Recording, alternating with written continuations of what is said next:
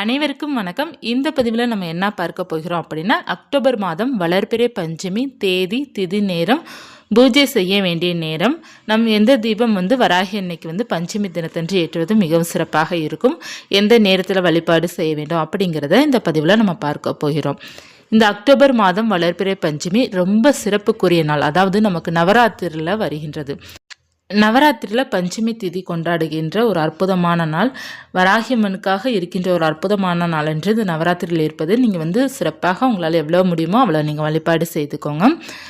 நவராத்திரி பார்த்திங்க அப்படின்னா ரொம்ப விசேஷமான நாட்கள். நம்ம என்ன வேண்டுதல் வைத்தாலும் இந்த நவராத்திரியில் வேண்டுதல் வைக்கிறது அனைத்துமே நமக்கு நிறைவேறும்.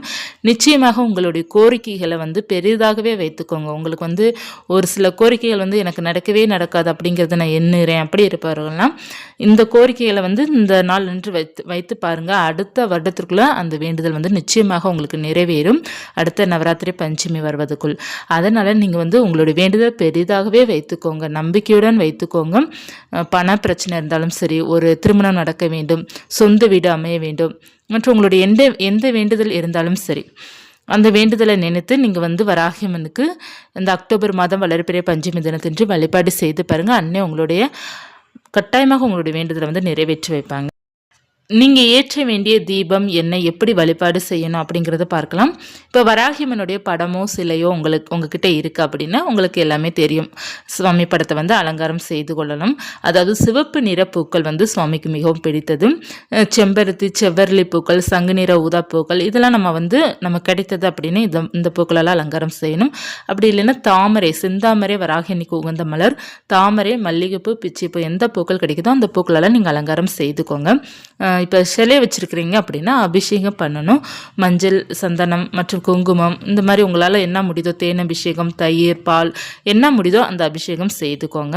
செய்துட்டு நீங்கள் சிலை அலங்காரம் செய்துக்கோங்க. இப்போ படமும் சிலை இல்லை அப்படின்னா நம்ம விளக்கு வைத்து வழிபாடு செய்யலாம். இப்போ புதிதாக யாராவது பார்க்குறீங்க அப்படின்னா வராகியன்னையை வழிபாடு செய்யணும் விரும்புகிறோம், ஆனால் படமும் இல்லை சிலையும் இல்லை அப்படி இருப்பவர்கள் விளக்கு மட்டும் நீங்கள் ஏற்றி வைத்து வழிபாடு செய்யுங்க, அது போதும். நீங்கள் மாதத்தில் 2 முறை மட்டும்தான் வராகியன்னை நான் வழிபாடு செய்வேன், மற்ற நாள் வழிபாடு செய்ய மாட்டேன் அப்படி இருப்பவர்கள் நீங்கள் விளக்கு மட்டும் வைத்து கூட வழிபாடு செஞ்சாலே போதும். ஏன்னா நம்ம வராகியம்மனுடைய சிலை இந்த மாதிரி வச்சுருக்குறோம் அப்படின்னா நம்ம தொடர்ந்து நம்ம வழிபாடு செய்யணும். அவங்களுக்குன்னு தினமும் நம்ம விளக்கேற்றி வைக்கணும். மற்றும் நம்ம அவங்களுக்கு நெய்வேத்தியம் நம்மளால் முடிந்த அளவுக்கு ஒரு டம்ளர் தண்ணீராவது வைக்கணும், அது மிகவும் முக்கியம். எதுவுமே என்னால் பராமரிக்க முடியாது அப்படி இருப்பவர்கள் ஒரு அகல் விளக்கு மட்டும் வாங்கிக்கோங்க. அப்படி இல்லைன்னா அகல் விளக்குலேயே பார்த்தீங்கன்னா 5 முகம் கொண்டு ஒரு அகல் விளக்கு கிடைக்கும். அந்த விளக்குலாம் மிகவும் கம்மியான விலை தான், 10 ரூபான்னு நினைக்கிறேன். அதை நீங்கள் வாங்கி வச்சுக்கோங்க. இல்லைன்னா தனித்தனியாக ஒவ்வொரு அகல் விளக்கு 5 அகல் விளக்கு வாங்கி வச்சுக்கோங்க. நீங்கள் தாய்க்கு உரிய தினமான இந்த வளர்பிறை பஞ்சமி மற்றும் தேய்பிறை பஞ்சமி தினத்தன்று மட்டும் நீங்கள் பயன்படுத்துங்க. நிறைய பேர் வராகியம்மன் சிலை வைத்தா நம்ம வீட்டில் ஏதாவது பிரச்சனை வருமா அப்படிலாம் நினைக்க ஆரம்பிச்சிட்டிங்க. அப்படிலாம் எந்த இதுவும் கிடையாது. வராகியம்மன் எப்போதுமே நமக்கு துணையாக தான் இருப்பாங்க. நம்ம பராமரிக்கிற பொறுத்து தான் இருக்குது. நம்ம வாட்டில் சிலை எல்லாம் வாங்கி வச்சுட்டு நம்ம கண்டுக்காமல் இருந்தோம் அப்படின்னா நம்மளுடைய மனசில் எதிர்வினைகள் உண்டாகும்.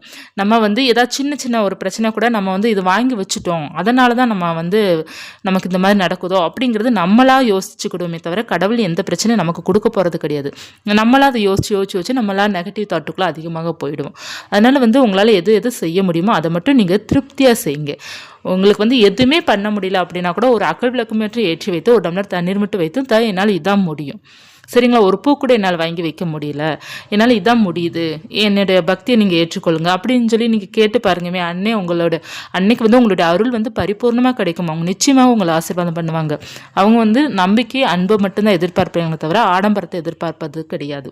ஆனால் நம்மளால் என்னென்ன முடியுமோ அதை நம்ம முழு மனதோடு நம்ம பண்ணால் போதும். ஒரு 5 நிமிடம் நீங்கள் சுவாமி கும்பிட்டா கூட அந்த 5 நிமிடம் உண்மையான பக்தியோடு நீங்கள் சுவாமி முன்னாடி நின்னால் போதும். அதுதான் உங்களுக்கு தேவை. அதனால் நீங்கள் எதுவுமே இல்லை என்கிட்ட, அது இல்லை இது இல்லை நினச்சி கவலைப்படாதீங்க, சிலை இல்லைன்னு நினச்சி கவலைப்படாதீங்க, படம் இல்லைன்னு நினச்சி கவலைப்படாதீங்க. என்ன இருக்குதோ அதை வைத்து வழிபாடு செய்யுங்க. ரொம்ப எளிமையான வழிபாடு பார்த்தீங்க அப்படின்னா வெற்றிலை தீபம் வழிபாடு. இந்த வெற்றிலை தீபம் எதற்காக நம்ம ஏற்ற வேண்டும் அப்படின்னா சொந்த வீடு நிறைய பேர் அமைய வேண்டும் அப்படிங்கிறது விருப்பப்படுறீங்க இல்லையா, அவங்க அனைவருமே பார்த்தீங்கன்னா வெற்றிலை தீபம் ஏற்றுங்க. இந்த வெற்றிலை தீபம் ஏற்றி நிறைய பேருக்கு சொந்த வீடு நிறைய பேருக்கு அமைஞ்சிருக்கிறது. சொந்த வீடுக்காக மட்டும்தான் நம்ம வெற்றிலை தீபம் ஏற்றணுமானா கிடையாது. வருமானம் அதிகரிக்கணும், நம்மளுடைய பூஜை வந்து வெற்றியை கொடுக்க வேண்டும், நமக்கு வந்து பண வரவு நன்றாக இருக்க வேண்டும் அப்படின்னாலும் நம்ம வெற்றிலை தீபம் ஏற்றணும். நிறைய பேர் வந்து சொந்த வீடிற்காக மட்டும்தான் வெற்றிலை தீபம் அப்படிங்கிறது நினைத்து கொண்டு இருக்கிறீங்க. கிடையாது. நம்ம பண வரவிற்கும் மற்றும் வந்து வருமானம், நிறைய பேர் வந்து ஆஃபீஸ்க்கு வேலைக்கு போவாங்க இல்லையா, குறைவான வருமானம் இருக்கும், அவங்களுக்கு வந்து அதிகமாக வருமானம் வேண்டும். ஏன்னா உழைப்புக்கேற்ற ஊதியம் வேண்டும் இல்லையா.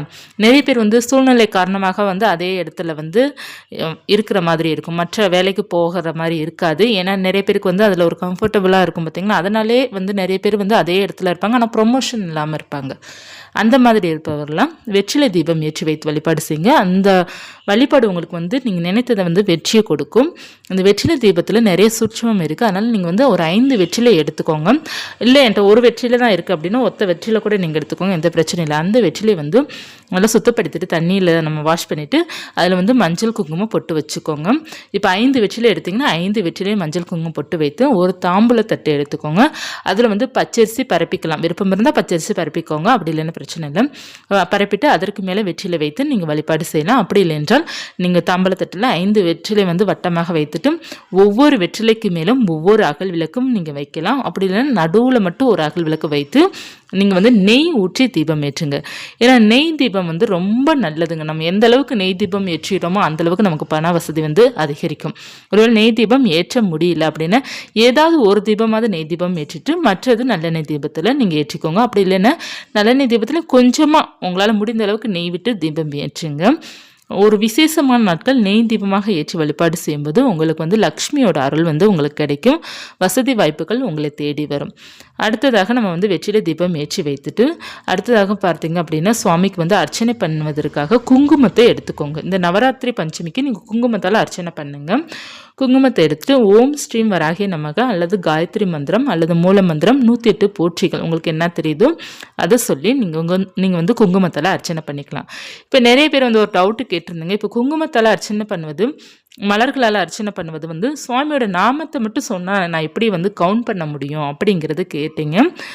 இப்போ வந்து ஓம் ஸ்ரீம் வராகி நமக்கு அப்படிங்கிற மந்திரத்தை நம்ம சொல்லி அர்ச்சனை பண்ணுறோம், குங்குமத்தால் அர்ச்சனை பண்ணுறோம் அப்படின்னா எப்படி நம்ம 108 முறை சொல்லிட்டோம் அப்படிங்கிறது நமக்கு எப்படி தெரியும் அப்படின்னா 108 போற்றிகள் இருக்குது பார்த்தீங்களா, அந்த 108 போற்றிகள் சொன்னால் மட்டும்தான் உங்களுக்கு 108 முறை நம்ம அர்ச்சனை பண்ணுறது, குங்குமத்தால் அர்ச்சனை பண்ணுறது, மலர்களால் அர்ச்சனை பண்ணுவது நமக்கு எளிமை. மற்றபடி ஓம் ஸ்ரீம் வராகே நமக அல்லது காயத்ரி மந்திரமும் சொல்லி நீங்கள் அர்ச்சனை பண்ணுறீங்க அப்படின்னா உங்களுக்கு அது வந்து கவுண்ட் பண்ண முடியாது. அதற்கு நீங்கள் வந்து பக்கத்தில் ஒவ்வொரு காயின் எடுத்து வச்சுக்கோங்க, 108 காயின் எடுத்து வச்சுக்கோங்க. அப்படி இல்லைன்னா 108 இந்த முத்துக்கள் இருக்கும் பார்த்தீங்களா, தாமரை அந்த இதெல்லாம் இருக்கும் பார்த்தீங்களா, அந்த மாதிரி நீங்கள் வந்து எடுத்து வச்சு நீங்கள் வந்து 108 இது கவுண்ட் பண்ணி நீங்கள் அர்ச்சனை பண்ணிட்டு அதை ஒன்று நீங்கள் ஒரு கிண்ணத்தில் எடுத்து வச்சு பாருங்கள், உங்களுக்கு 108 முறை வந்து ஈஸியாக தெரியும். 108 போற்றிகளுக்கு வந்து நீங்கள் வந்து எதையுமே கவுண்ட் பண்ண தேவையில்ல, குங்குமத்தால் மட்டும் நீங்கள் அர்ச்சனை பண்ணிக்கலாம். நமக்கே அந்த வரிசையை நம்ம படிக்க 108 போற்றிகள் வரும். அது கூகுளில் டைப் பண்ணிங்கன்னா நமக்கு வந்துடும், வராகிமனுடைய 108 போற்றிகள் அப்படின்ட்டு. அதை பார்த்து நீங்கள் சொல்லி அர்ச்சனை செய்து கொள்ளலாம். அப்படி இல்லை எனக்கு கவுண்ட் பண்ணாமல் நான் வாட்டில் அர்ச்சனை பண்ணலாமா அப்படின்னா தாராளமாக அர்ச்சனை பண்ணலாம். நீங்கள் ஒரு அமௌண்ட் வந்து குங்குமத்தை எடுத்துக்கோங்க, எடுத்துகிட்டு நீங்கள் வாட்டில் அர்ச்சனை பண்ணுங்கள். நீங்கள் எண்ணணும் அப்படிங்கிறதெல்லாம் அவசியமே இல்லை. உங்களுடைய அன்பால் நீங்கள் அர்ச்சனை பண்ணுறீங்க, இது எண்ணி தான் நம்ம அர்ச்சனை பண்ணணும் அப்படிங்கிறது இல்லை. 108 போற்றிகள் மட்டும்தான் நமக்கு வந்து எண்ணாமே ஈஸியாக நமக்கு வந்து கவுண்ட் பண்ணாமே எளிமையாக இருக்கும். மற்றபடி நம்ம வந்து மற்ற மந்திரங்களை சொல்லணும் அப்படின்னா கவுண்ட் பண்ணி சொல்கிற மாதிரி இருக்கும். அது நாணயமாக மற்றதை பயன்படுத்துங்க. எதுவுமே இல்லை அப்படின்னா உங்களுக்கு எவ்வளோ நேரம் முடியுதோ அவ்வளோ நேரம் நீங்கள் அர்ச்சனை பண்ணிக்கோங்க. அர்ச்சனை பண்ணி நெய்வேத்தியம் பார்த்தீங்கன்னா சர்க்கரை வள்ளிக்கிழங்கு, பூமிக்கடியில் விளையிற கிழங்கு வகைகள் மற்றும் சர்க்கரை பொங்கல் வைத்து வழிபாடு செய்யுங்க. இந்த நாள் வந்து வராகி உகந்த நாள் இல்லையா, சர்க்கரை பொங்கல் மற்றும் பால் பாயசம் ஏதாவது இனிப்பு வைத்து அல்லது நீங்கள் வந்து இந்த லெமன் சாதம் புளி சாதம் இருக்குது பார்த்தீங்கன்னா, லெமன் சாதம் புளி சாதம் தக்காளி சாதம் சித்ரா அன்னங்கள் சொல்லுவாங்க இல்லையா, இந்த மாதிரி சாதங்கள் வைத்து கூட நீங்கள் வழிபாடு செய்யலாம். பாலில் சர்க்கரை போட்டு வைத்து வழிபாடு செய்யலாம், ரொம்ப நல்லது. இந்த மாதிரிலாம் வைத்து வழிபாடு செய்வது ரொம்ப விசேஷமாக இருக்கும் இந்த நவராத்திரி பஞ்சமி தினத்தன்று. அதனால் இந்த நாளன்று உங்களால் எந்த அளவுக்கு முடியுதோ அந்த அளவுக்கு வழிபாடு செய்து பாருங்கள், திருப்தியாக வழிபாடு செய்யுங்க. கேட்ட வரங்கள் கேட்டபடியே வராகினே கொடுப்பாங்க, ஒரு கோடீஸ்வர யோகத்தை நிச்சயமாக கொடுப்பாங்க, பண வரவை அதிகரித்து கொடுப்பாங்க. நம்பிக்கையுடன் செய்து பாருங்கள். இந்த புரட்டாசி மாதம் வளர்பிறை பஞ்சமி, அதாவது அக்டோபர் வளர்பிறை பஞ்சமி என்னைக்கு வருகின்றது அப்படின்னா 7/10/2024 அக்டோபர் 7 அன்னைக்கு தான் நமக்கு வந்து வளர்பிறை பஞ்சமி. புரட்டாசி மாதம் 21ஆம் தேதி திங்கட்கிழமை அன்று வருகின்றது. திங்கட்கிழமை வருகின்றது. நமக்கு வந்து பூஜை நேரம் மாலை நேரம் பார்த்தீங்க அப்படின்னா 6 மணிலேருந்து இரவு 8:30க்குள்ளே நீங்கள் வழிபாடு செய்துக்கோங்க. திதி நேரம் வந்து எவ்வளோ நேரம் இருக்கின்றது அப்படின்னா காலை 7:23 அதாவது திங்கட்கிழமை காலை 7:23 செவ்வாய்க்கிழமை காலை 8:06 வரை பஞ்சமி திதி இருக்கின்றது. செவ்வாய்க்கிழமை காலை நீங்கள் தாராளமாக வராகி அன்னைக்கு வளர்பிறை பஞ்சமி பூஜை செய்து கொள்ளலாம். காலை 6 to 7 சொந்த வீடு வேண்டும் அப்படி இருப்பவர்கள் திங்கட்கிழமை வழிபாடு செஞ்சாலும் செவ்வாய்க்கிழமை நீங்கள் வழிபாடு செய்து கொள்ளலாம். ரொம்ப சிறப்பான நாள் அமைந்திருக்கின்றது. செவ்வாய்க்கிழமை காலை வழிபாடு ரொம்ப சிறப்பானது. மற்றும் மாலை நேர வழிபாடு செய்பவர்கள் திங்கட்கிழமை மாலை 6 மணிலேருந்து இரவு 8:30 வழிபாடு செய்துக்கோங்க. செவ்வாய்க்கிழமை காலை பூஜை செய்பவர்கள் பிரம்ம முகூர்த்த நேரத்திலிருந்து அதாவது அதிகாலை 4 மணிலிருந்து காலை 8:06 வரை நமக்கு பஞ்சமி திதி இருக்கின்றது. காலை 8 மணி வரை தாராளமாக வழிபாடு செய்து கொள்ளலாம். செவ்வாய் ஹோரையில் வழிபாடு செய்யணும் அப்படி இருப்பவர்கள் காலை 6 to 7. பிரம்ம முகூர்த்த நேரத்தில் வழிபாடு செய்பவர்கள் 5 மணிக்கு 6 மணிக்குள்ளே. அதற்கு மீறி நான் வழிபாடு செய்து கொள்ளலாமான்னா 8 மணிக்கு வரை நீங்கள் வழிபாடு செய்து கொள்ளலாம். பஞ்சமி திதி இருக்கின்றது. ரொம்ப சிறப்பான நாளை தவற விட்டுறாதீங்க. சுவாமிக்கு பார்த்தீங்கன்னா ஒரு ஏலக்காய் மாலையோ அல்லது கிராம்பு மாலையோ ஒரு நல்ல வாசனை பொருட்களால் நீங்கள் வந்து சுவாமிக்கு வந்து மாலை போடுவது ரொம்ப நல்லது. திருமணம் நடக்க வேண்டும் நினைப்பவர்களாம் விரலி மஞ்சள் மாலை போட்டு வழிபாடு செய்து பாருங்கள். சீக்கிரமாக திருமணம் நடக்கும், தடங்கள் வந்து விலகும், நல்ல வரன் அமையும். நிறைய பேருக்கு வந்து திருமணம் நடக்க வேண்டும் ஆசை இருக்கும், நல்ல வரன் அமையணும் இல்லையா, அதுதான் நமக்கு ரொம்ப முக்கியம். அண்ணன்ட்ட வந்து சரணாகதியை அடைந்து நல்ல வரன் அமைச்சு கொடுங்க தாயே, நான் உங்களை தான் நம்பி இருக்கிறேன் அப்படின்னு சொல்லி நீங்கள் கேட்டு பாருங்கள். நிச்சயமாக நல்ல வரன் உங்களுக்கு அமைச்சு கொடுப்பாங்க. ஏன்னா நிறைய பேருக்கு பார்த்தீங்க அப்படின்னா கல்யாணம் ஆகலைன்னு கவலை, கல்யாணம் ஆன பிறகு எதற்கு தான் கல்யாணம் ஆனதோ கவலை. அதற்கு காரணம் என்ன, நல்ல வரன் அமையாமல் இருக்கும். நல்ல வரன் அமைந்திருந்தா அப்படின்னா உங்கள் வாழ்க்கை வந்து சந்தோஷமாகவும் மகிழ்ச்சியோடும் திருப்தியோடும் இருந்திருக்கும்.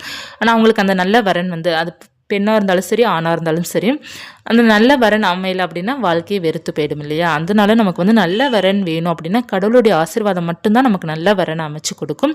அதனால பார்த்தீங்கன்னா நிறைய பேர் திருமணத்திற்காக வழிபாடு செய்பவர்கள், அதாவது உங்களுடைய பொண்ணுக்கோ பையனுக்கோ அல்லது தம்பிக்கோ அண்ணனுக்கோ உங்கள் ரிலேட்டிவ்ஸில் யாருக்கோ முக்கியமான உறவுகளுக்காக நீங்கள் பொண்ணு பார்க்குறீங்க அல்லது பையன் பார்க்குறீங்க அப்படின்னா கடவுள்கிட்ட வந்து சரணாகதி அடைந்து வேண்டிக்கோங்க, நல்ல வரனாக அமைய வேண்டும். அதை வந்து கடவுள்கிட்டே ஒப்படைச்சிருங்க. நீ தான் எனக்கு நல்ல வரன் அமைச்சு கொடுக்கணும், ஒன்றை தான் நம்பியிருக்கிறேன்னு ஒப்படைச்சிட்டிங்க அப்படின்னு நிச்சயமாக ஒரு நல்ல வரன் நமக்கு அமையும். நம்மளால் பார்த்திங்கன்னா யாரோடைய குணத்தை வந்து நம்மளால் கண்டுபிடிக்க முடியாது. கடவுளால் மட்டும்தான் பார்த்திங்கன்னா தீர்மானிக்க முடியுமா அவங்க எப்படிப்பட்டவர்கள் அப்படின்ட்டு. அதனால் கடவுள்கிட்டே இந்த பொறுப்பை ஒப்படைச்சிட்டு நீங்கள் திருப்தியாக உங்களுக்கு எப்படி வழிபாடு செய்யணுமோ அந்த மாதிரி வழிபாடு செய்துட்டு வந்தீங்க அப்படின்னா இறைவன் வந்து நல்ல ஒரு வரன் வந்து அமைச்சு கொடுப்பாங்க. அதே போல் தான் எல்லாமே வந்து நீயே பார்த்துக்கோ அப்படின்னு நம்ம எப்போ விடுறோமோ அப்போ தான் நமக்கு வந்து பாரம் நமக்கு குறைஞ்சிடும். இது உண்மை. நம்ம வந்து நீங்களே பார்த்துக்கோங்கக்கிட்டே நான் பொறுப்பை விட்டுறேன் அப்படின்ட்டு நம்ம கடவுள்கிட்ட வந்து சரணாகதி அடைந்துட்டோம் அப்படின்னு அவங்களுக்கு வந்து நம்மளுடைய பாரம் வந்து அவங்களுக்கு போயிடும். அவங்க வந்து எல்லாத்தையும் சரி பண்ணி கொடுத்துருவாங்க, எல்லாத்தையும் நிச்சயமாக சரி பண்ணி கொடுத்துருவாங்க. நம்ம எப்போ வந்து ஒருத்தர் நம்புகிறோம் அப்படின்னா அவங்க நம்மளை கைவிட போகிறது கிடையாது இல்லையா. அதே போல் தான் சுவாமியும் நம்ம நம்பிட்டோம் அப்படின்னா அவங்க வந்து கைவிட போகிறது கிடையாது. அவங்க வந்து நமக்கு எது நல்லதோ அதை அவங்க சீக்கிரமாகவே எல்லாமே வந்து அமைச்சு கொடுத்துருவாங்க. நம்ம வந்து நம்பிக்கையுடன் நம்ம காத்திருக்க வேண்டும். அவசரமாக எனக்கு உடனே நடக்கணும்னு நினைக்கிறவங்க தான் பெரிய அபாயத்தில் போய் மாட்டிக்கிறாங்க, நிறைய பிரச்சனையில் போயிட்டு அதுக்கப்புறம் யாரெல்லாம் அவசரம் படுறாங்களோ அவங்க தான் பார்த்தீங்க அப்படின்னா வாழ்க்கையில் பெரிய சிக்கலில் போயிட்டு இருக்கிறாங்க.